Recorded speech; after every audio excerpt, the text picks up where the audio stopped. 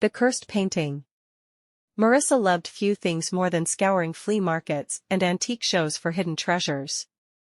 There was just something about the thrill of the hunt that set her soul alight, rooting through dusty boxes and cramped vendor stalls in hopes of uncovering a rare gem others had overlooked.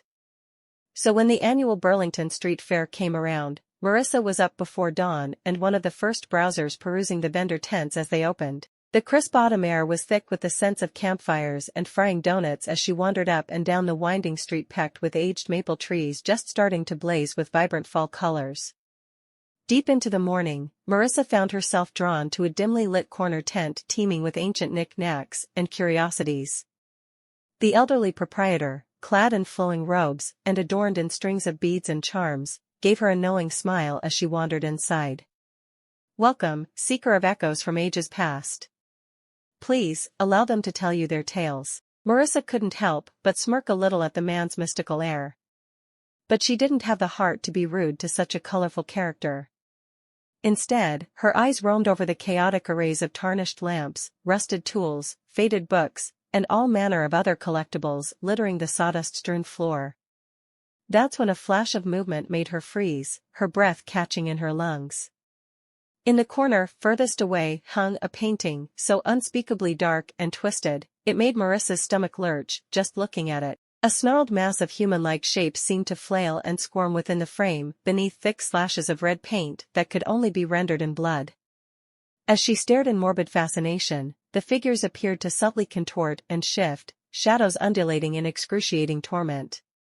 An intense sense of dread fell upon Marissa the longer she looked into that hellish canvas, as if she could feel the sheer anguish and malice radiating outwards in sickening waves. "Ah, I see the artifact of Baphomet has drawn your gaze." The vendor's voice startled Marissa, making her jump slightly. The old man's knowing eyes studied her intently as he stroked his wispy beard. "You can feel its power, yes? How it stokes the baser desires burning in the depths of your primal core." Marissa swallowed hard, blinking away the strange light-headed vertigo gripping her. She opened her mouth to brush off the strange artifact, but the merchant quickly cut her off. "Many have beheld this damned creation over the centuries since it was unleashed on this world. Some are driven to possess it, willing to pay any worldly price, while others become consumed and must turn away before its pull drives them to the brink of madness." He took a few deliberate steps closer, his faded gaze unwavering. "The choice is yours, seeker. Do you risk binding your soul to this profane relic in hopes of uncovering its darkest mysteries? Or do you flee from its tormenting hold while you still can?" As the man's words trailed off into stillness, an icy chill raced down Marissa's spine. She could feel it now, the cursed paintings, compulsive allure burrowing into the back of her mind like a nest of insidious whispering serpents. Beckoning her, tempting her to give in to its seductive pull and unravel the source of its perverse abilities. She blinked hard, trying to clear her head as shadowy impressions began flickering just at the edges of her vision. Twisting, writhing humanoid shapes that danced with ecstatic torment all around the painting's perimeter, forms she could almost make out if she squinted hard enough.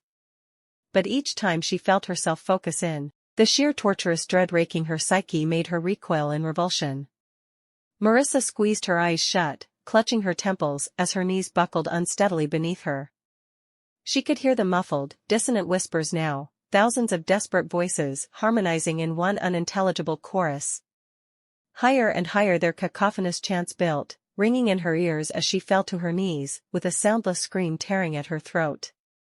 Then a searing jolt shocked her spine as a single voice tore free from the gibbering pack, a vile, inhuman screech unlike anything conceivable. It howled through her very being with deafening intensity, the blast of pure anguish shattering her consciousness into a roiling sea of primordial agony.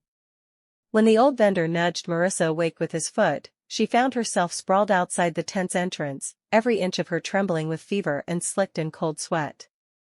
Her eyes shot open wide in panic as the memories came flooding back, clawing at the last remnants of her sanity. She turned to see the merchant staring down at her, his expression utterly impassive yet filled with eons of ancient sorrow and pity. He spoke softly, offering her an outstretched hand to help her up. "Now you have felt the seduction of its emptiness, the sheer impotent underscore a regression underscore that inevitably consumes all who partake of its mystery. Marissa clumsily clambered backwards away from him, choking out a whimper as nausea overwhelmed her senses again. The man cocked his head, almost curiously. This artifact is but an echo of an unholy madness that once sowed more anguish and torment than you could possibly fathom. For that is the truth all denizens of suffering come to embrace, as their final sanity withers away to detached howls against the uncaring void. He let out a sorrowful sigh, his ancient eyes appraising her one final time. There is no mystery to solve, child. Only the choice to give yourself over to ending the struggle. With that, the merchant turned and shuffled back into the dim recesses of his tent, drawing the tattered canvas entrance closed behind him.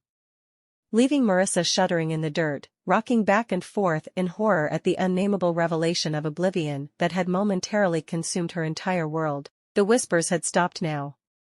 But she knew with a bone-deep dread that from this day on, any time she drifted too near the edge of sleep, that single animalistic howl would come rushing back in to swallow her whole.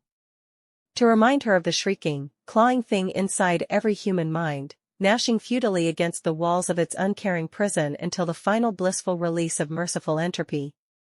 No, the street fair held no more treasures for Marissa this day. Perhaps no day ever again for the rest of her haunted life. As she unsteadily rose and limped away, her only certainty was spending what fleeting time she had left gripping the ever-thinning precipice separating her dwindling sanity from that lightless oblivion at all costs.